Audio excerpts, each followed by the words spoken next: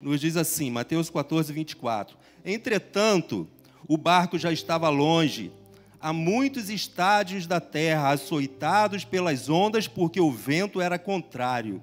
Na quarta vigília da noite, foi Jesus ter com eles, andando por sobre o mar.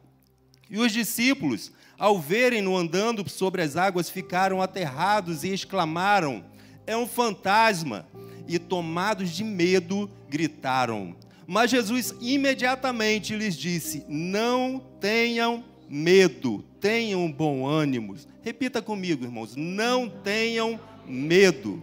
Versículo 28. Respondendo-lhe Pedro, disse-lhe: és tu, Senhor? Se és tu, Senhor, manda-me ir ter contigo por sobre as águas. E ele disse: vem. Repita comigo: vem. E Pedro, descendo do barco, andou por sobre as águas e foi ter com Jesus. Reparando, porém, na força do vento, teve medo e, começando a submergir, gritou: salva-me, Senhor! E prontamente, repita comigo, prontamente. E prontamente Jesus, estendendo a mão, tomou, ele disse: homem de pouca fé, por que duvidaste? Subindo ambos no barco, cessou o vento. E os que estavam no barco o adoraram, dizendo: verdadeiramente, tu és o Filho de Deus. Me permita uma breve reflexão. Nesse texto nós temos alguns pontos de lições aprendidas que nós tiramos. Primeiro dele é em entender que o fato de sermos discípulos de Jesus, isso não nos isenta de passar por tempestade. O fato de sermos servos do Senhor, isso não nos isenta de problema. O segundo ponto que eu trago é que quando eles identificam Jesus no meio do mar, ou melhor, não identificam que eram Jesus andando sobre as águas, eles entram em desespero, gritando: é um fantasma. E aí a gente imagina 12 homens barbados se agarrando com medo de fantasma no meio do mar. O que isso nos ensina? Durante o processo da tempestade, é normal ter medo. O medo, ele faz parte do processo. O que não é normal é que o medo paralise o processo. Mas sentir medo no meio do processo, isso faz parte da nossa humanidade. Terceiro ponto é que o Senhor, ele olha para os discípulos, ele percebe que eles estavam com medo e diz: sou eu, não tenham medo. O que nós aprendemos aqui é a presença do Mestre em meio à tempestade, ela neutraliza o medo. Ela paralisa o medo e não interrompe o processo. O quarto ponto é Pedro. Pedro ali nos dá uma lição muito interessante, porque ele diz: Senhor, se és tu, permita que eu vá aí.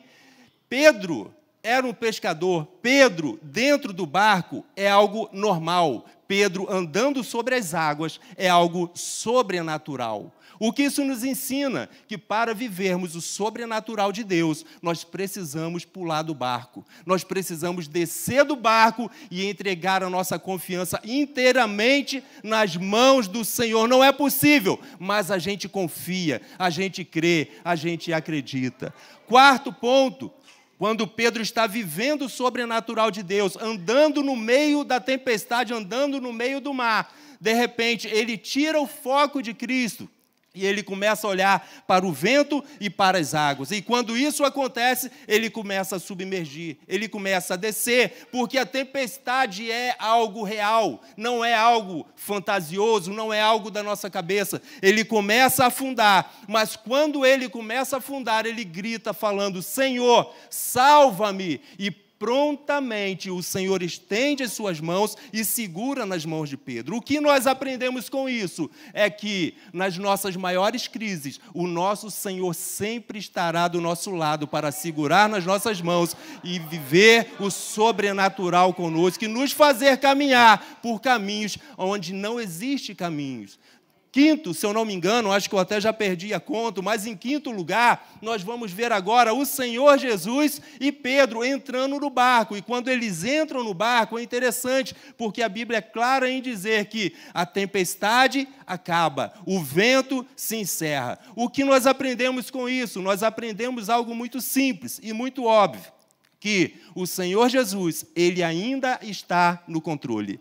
Ele pode até permitir que a tempestade se estenda por algum propósito, mas Ele não perdeu o controle. Quando chegar o momento, Ele vai falar, chega. Ele vai falar, basta, acabou. O processo é até aqui. A partir daqui é bonança, a partir daqui é paz, a partir daqui é vitória. Ele está no controle e Ele está conosco. Em último lugar, os discípulos que estavam no barco, agora eles se prostram e adoram, dizendo, verdadeiramente, tu és o Filho de Deus. Meus irmãos, aqui não há uma ordem a ser seguida, mas nesse momento eu convido aos irmãos a iniciar exatamente por aqui, a nos prostrarmos diante dele em espírito e em verdade e reconhecermos que ele é Senhor, que ele é Rei, que ele domina, que ele cura, que ele salva, que ele liberta, que ele faz o impossível tornar-se possível e ele está conosco, ele está no barco, amém?